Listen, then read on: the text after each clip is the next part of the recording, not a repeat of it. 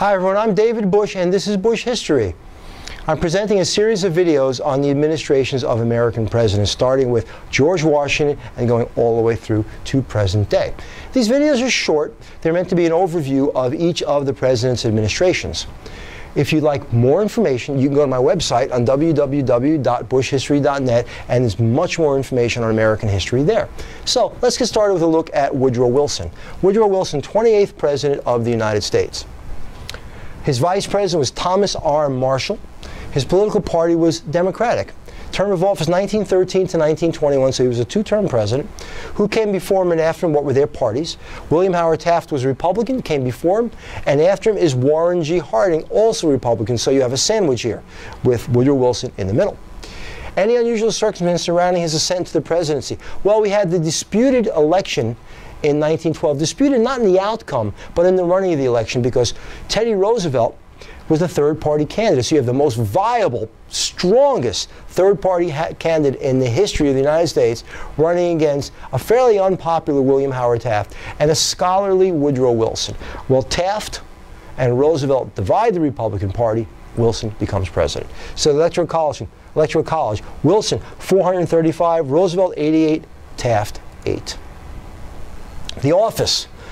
Any catchphrases? He kept us out of war, and that was, by the way, the slogan for his re-election bid. And New Freedom, that was the term for so many of his policies while he was president. When he left office, choice, defeat, natural death, assassination, a sad end for Woodrow Wilson, the guy who had led us through World War I. He had a stroke in 1919 that effectively ended his ability to communicate well. And he spent the last 2 years, or the last year and change of his presidency, pretty much disabled. And his wife was a major help to him. There, some people even debate whether she was acting as president in his place. Most people don't really believe that was occurring to the huge extent, but it's still an interesting story. Domestic issues and events. Well, in 1913, we have the 16th and 17th Amendments. We have, that's income tax and direct election of senators.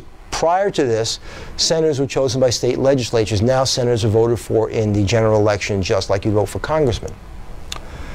The Federal Reserve Act, which sets up the 12 Federal Reserve banks in the United States to regulate the flow of money in the United States. And the Underwood Tariff, again, lowers the tariff now from 41% to 27%. Remember, a lower tariff makes foreign goods less expensive in the United States.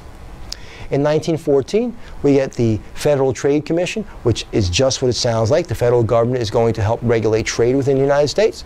The Clayton Act, which is an updated version of the Sherman Antitrust Act, which specifically says monopolies are illegal, not combinations in restraint of trade. And Woodrow Wilson's wife, Ellen, dies. So he's very grief-stricken. But a year and change later, he remarries Edith Galt. And he took some hits from that. People said he was remarrying too soon. I don't know. If he's happy, he's happy. We get the Keating-Owen Act in 1916, which had to do with child labor. We get the Adamson Act, which was an 8-hour day for train workers. And by the way, it wasn't for the train workers, it was for the safety of the public. The Espionage Act and Sedition Acts in 1817 and 1818, because World War I is going on.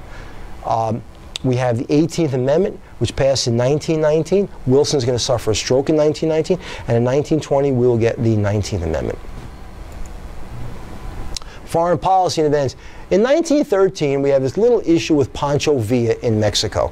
Pancho Villa had been an ally of the United States, and we had wanted to support him as the next president of Mexico. Mexico had gone through a series of overthrows and revolutions.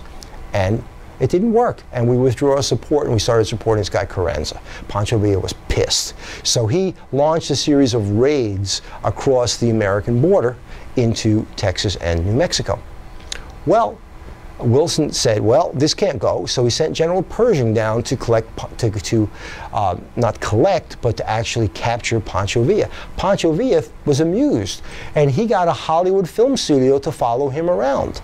And they made movies of Pancho Villa's raids, and those movies showed in American movie theaters. So this is kind of a laughingstock for the Wilson administration. World War I is going to make us forget Pancho Villa. The Panama Canal is completed, by the way. in 1914, and World War I begins. Remember, we don't enter World War I in 1914. In 1915, we get Haiti and Louisiana. A word about Haiti. There had been a series of violent government changes in Haiti. And in 1915, President Wilson sends American soldiers into Haiti to try to quell the violence. And they're going to stay there all the way to FDR's administration. The Lusitania is sunk in 1915. Now, a lot of people say we enter the war, World War I, that is, because of the sinking of the Lusitania. Completely ridiculous notion. Because we enter the war in 1917, 2 years later. There's no way that a ship is sunk with Americans on board and we wait 2 years to enter the war. That's not the reason. It was an underlying cause, don't get me wrong, but when they found the Lusitania in the Irish Sea in the 1990s, they found that it was indeed carrying weapons from the United States. So the idea that this was simply a passenger ship, not flying. In 1917, we have the Russian Revolution. Russia withdraws from World War I.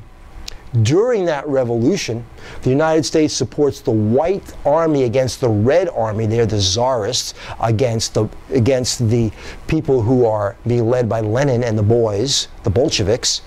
And of course they lose, well, the whites lose again at that point.